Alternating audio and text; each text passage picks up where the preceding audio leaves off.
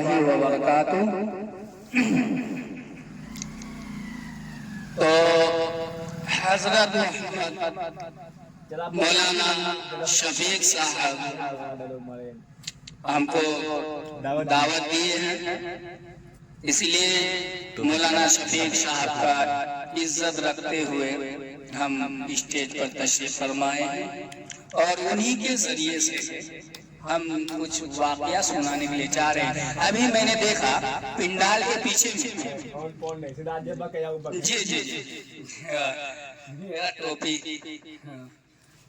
अभी मैंने देखा पिंडाल के पीछे में एक लड़का इस तरह से भाग रहा था जैसे कि कोई उसको हाथी पिटा रहा हो, यानी दौड़ा रहा हो। इस तरह से नहीं भागना चाहिए। जलसा में आया तो बैठ के एहतराम से जलसा सुनना चाहिए। और उसी की वजह से हमको एक वाकया याद आ गया। एक गांव में सुना देते हैं, अगर आप लोग तवज्जो करके बैठ के बढ़िया से सुने तो हमको वो वाकया याद आ गया। हम आपको वाकया सुनाते हैं। एक गांव में एक लेडीज रहती थी। गांव से बाहर जंगल जैसा था, सन्नाटा था, वहां रहती थी। उनको लमसम 10-15 मुर्गा था। 10-15 मुर्गा था तो बेचारी डेली दाना वाना डालती थी। मुर्गा दाना खाता था, चला जाता था, फिर आ जाता था शाम के टाइम में। एक दिन ऐसा हुआ कि उनमें से सारा मुर्गा वापस आ गया शाम के टाइम में। सारा मुर्गा वापस आ गया शाम के टाइम में।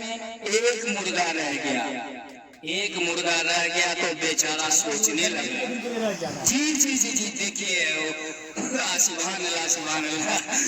आप सोच बढ़िया रखते हैं, चाहे जनवरी के लिए हो या मुहर्रम के लिए हो या बकरीद के लिए हो। जी जी जी जी देखिए, कुर्बानी के लिए तो आप मुर्गा का कुर्बानी दे या अंडा का कुर्बानी दे। अल्लाह को कबूल होना चाहिए, दिल से नियत करके कुर्बानी देना चाहिए, चाहे अंडा का क्यों ना हो। कुर्बानी होता है। तो आपका समझ अच्छा है, सही बात है। जी तो वो मुर्गा बेचारा रह गया। जी जी जी कुर्बानी जानदार चीज को दिया जाता है। जी तो वो मुर्गा बेचारा रह गया। अब सोचने लगा कि शाम हो गया, मेरा साथ का जितना मुर्गा था वो तो चला गया, अब हम क्या करें। अगर हम अभी जाते हैं तो रास्ता में हमको गीदड़ वगैरह जो भी हो वो खा जाएगा, मेरा जान ऐसे ही खत्म हो जाएगा। उससे बढ़िया ऐसा करते हैं, यही रुक जाते हैं। तो बेचारा वहां भी रुक गया, और वहां भी रुक गया तो फिर भी उसको सब्र नहीं हुआ। उसका अपना जान के पीछे में उसको अपना परवाह लगा हुआ था। तो वो बेचारा सोचा कि ऐसा करते हैं, उसके बगल में एक पेड़, तो वो सोचा ऐसा करते हैं इसी पेड़ के ऊपर चढ़ जाते। पेड़ के ऊपर चढ़ जाते, कम से कम रात तो बीत जाएगी। रात तो बीत जाएगी। जी जी जी रात तो बीत जाएगी। तो मुर्गा पेड़ पे चढ़ गया। और मुर्गा पेड़ पे चढ़ गया तो बेचारा पेड़ पे ही सो गया। और फजर का टाइम हुआ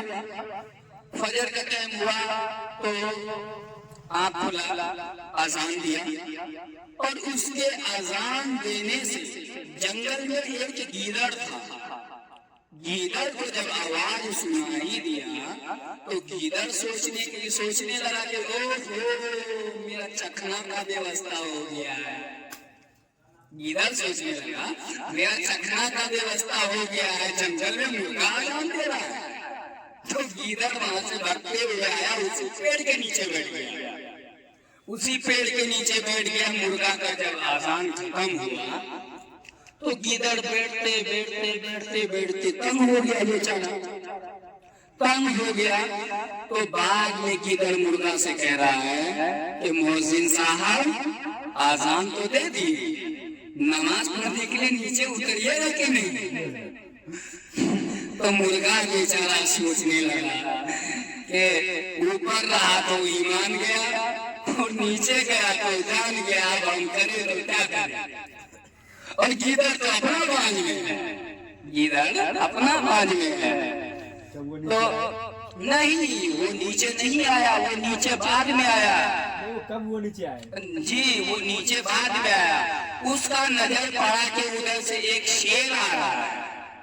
जब शेर को आते हुए देखा तो उसका हिम्मत बढ़ गया, तो बेचारा सट से नीचे उतरा। गीदड़ को, शेर को जो आते देखा तो गीदड़ तो वहां से भाग गया कि हम मुर्गा को खाने के चक्कर में कहीं गीदड़ हमको ना खा ले।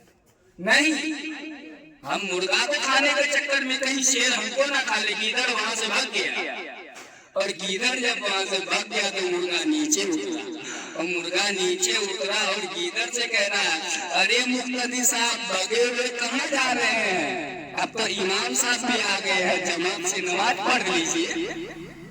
तो गीदड़ क्या बोलता है? भागते हुए बोलता है कि मेरा वजू टूट गया है, हम वजू करके आ रहे हैं।